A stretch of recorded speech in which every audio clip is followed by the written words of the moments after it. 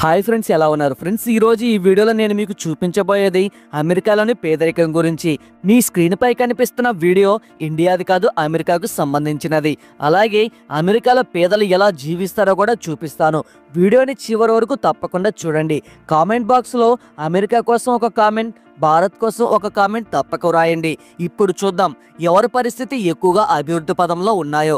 అమెరికాలో ఉన్న పేదల పరిస్థితిని చూసి మీరు ఆశ్చర్యపోతారు. ఫ్రెండ్స్, మనం ఎప్పుడైనా యునైటెడ్ స్టేట్స్ ఆఫ్ అమెరికా గురించి మాట్లాడినప్పుడు మనకి అనిపిస్తుంది ఇది ప్రపంచంలో అత్యంత శక్తివంతమైన దేశమని, ఇక్కడ అన్ని బాగానే జరుగుతూ ఉంటాయని, ఇక్కడ ఉండే వారి జీవితం చాలా బాగుంటుందని, ఇక్కడ పేదలు కూడా బాగా తిని బాగా దుస్తులు ధరించి ఉంటారు అనుకుంటాం.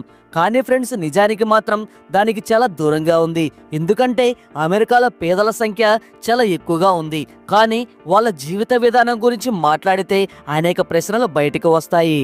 అంటే అమెరికా లాంటి పెద్ద ధనిక దేశంలో ఉండే పేదల జీవితం ఎలా ఉంటుంది ఈ వీడియోలో నేను మీకు వివరిస్తాను. కాబట్టి ఈ వీడియోలో చాలా ఇన్ఫర్మేషన్ ఉంటుంది. సో ఈ వీడియోని ఎక్కడ స్కిప్ చేయకుండా పూర్తిగా ఎండ్ వరకు చూడండి.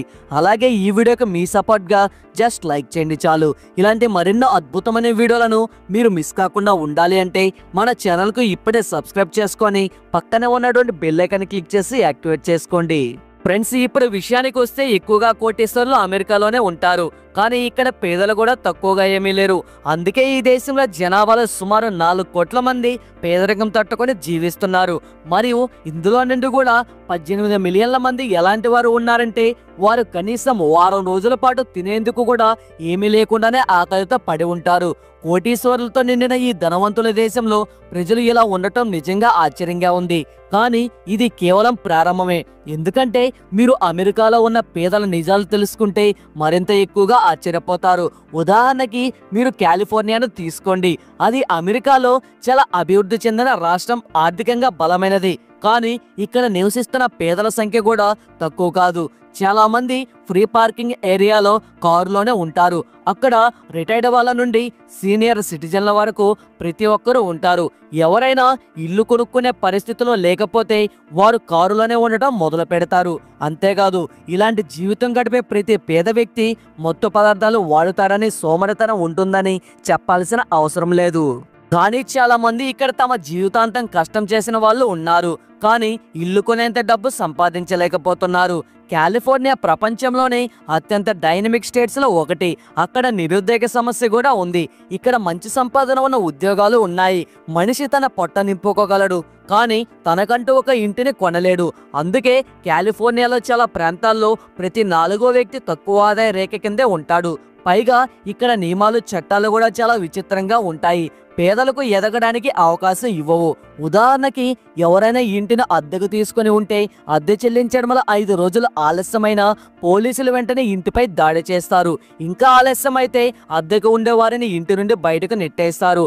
మనుషులు ఇంటిని అద్దెకు తీసుకుంటారు, కానీ అద్దె చెల్లించకపోతే వీరు రోడ్డు పైన జీవించాల్సి వస్తుంది. మనం అమెరికాలో ఈస్టర్న్ పార్ట్ లో ఉన్న అప్లాక్షియా చూస్తే ఆ ప్రాంతం కూడా పేదరికంతో పోరాడుతుంది. అక్కడ నివసించే పేదల సంఖ్య చాలా ఎక్కువ కాబట్టి చూడడానికి ఆశ్చర్యంగానే ఉంటుంది. ఇది ఇప్పుడు జరిగిన విషయం కాదు.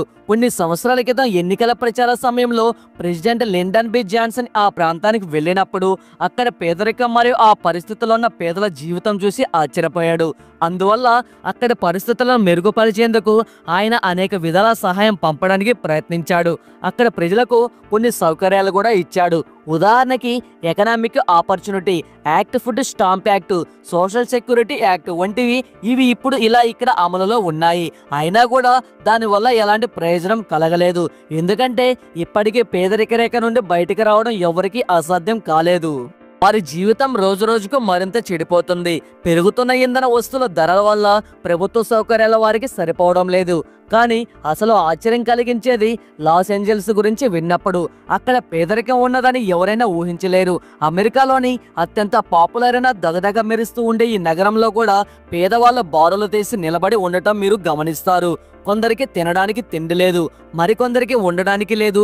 కొందరు బట్టలు లేకుండా రోడ్లపై బలహీనంగా తిరుగుతుంటారు. మీరు ఒకసారి ఆలోచించండి. ఒక లాస్ ఏంజల్స్ లోనే సుమారు 60,000 మంది బ్రిడ్జ్ కింద లేదా రోడ్డు పక్కన బలవంతంగా జీవితాన్ని గడుపుతూ ఉన్నారు. కానీ అంతకంటే కూడా దారుణ పరిస్థితులు న్యూయార్క్ లో ఉన్నాయి. అక్కడ 76,000 మంది ఎక్కువగా పేదరికం అనుభవిస్తున్నారు. అలాంటి వారికి న్యూయార్క్ లో చాలా షెల్టర్లు ఉన్నాయి, అక్కడ వారు ఉండగలరు. కానీ ఇంత పెద్ద నగరంలో ప్రతి క్షణం ఆకలితో తడబడి ఉండడం నిజంగా చాలా బాధాకరం. ఇక్కడ సమస్య ఏమిటంటే అమెరికాలో పేదలలో ఎక్కువగా నేటివ్ అమెరికన్స్ ఉంటారు. ఎందుకంటే ఏషియన్స్ లేదా అమెరికన్ భాషలో చెప్పాలంటే వైట్ బ్లాక్ ప్రజలు నేటివ్ అమెరికన్స్ కంటే చాలా మంచి జీవితం గడుపుతున్నారు. ఈ లెక్కలు మరింత ఆశ్చర్యాన్ని కలిగిస్తాయి. ఎందుకంటే వీరిలో ఎక్కువ మంది ఇల్లు లేకుండా బాధపడుతున్న వారు ఉన్నారు. వారు ఎక్కడెక్కడ తినడానికి వెతుకుతూ ఉంటారు. అందులో సీనియర్ సిటిజన్లు ఎక్కువగా ఉన్నారు. ఇలాంటి పరిస్థితుల్లో ప్రజల కోసం ప్రభుత్వం సక్రమంగా ఏర్పాట్లు చేసుకోవాలి. కానీ జీవితం మొత్తం కష్టపడి తమ కుటుంబాన్ని చూసుకునే వాళ్ళు కూడా అంత సొమ్ము సంపాదించలేకపోతున్నారు. అందుకే వారు ఇల్లు కొనలేకపోతున్నారు. శరీరం పనిచేయలేని పరిస్థితి చేరినప్పుడు వర్షం ముసలితనం తట్టుకొని వీధుల్లోనే నివాసం ఉండాల్సి వస్తుంది. ఇవన్నీ మరింత కష్టంగా వచ్చి కుదించినప్పుడు, ఎందుకంటే ప్రజలు తమ జీవనశైలిని మెరుగుపరుచుకునేందుకు చిన్న చిన్న పనులు చేస్తూ ఉండేవారు. అది అందరినీ మరింత కష్టాల్లోకి తోసేసింది. ఆ తర్వాత ప్రజలు వీధిలో తిరిగి అడుక్కోవాల్సిన పరిస్థితి వచ్చింది. అలాగే చాలా మంది తమ జీవితం గడుపుతున్నారు.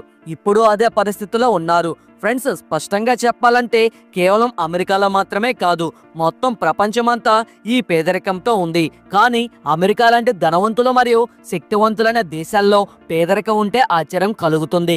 ప్రపంచంలో అత్యంత శక్తివంతమైన దేశం తన ప్రజలకు తలదాచుకోవడానికి కోసం ఒక చిన్న ఇల్లు, రోజుకు 2 పూటల తినే భోజనం కూడా అందించలేకపోతే మిగిలిన మనుషుల పరిస్థితి ఎలా ఉండి ఉంటుంది అనేది మీకు మీరే ఊహించుకోవచ్చు.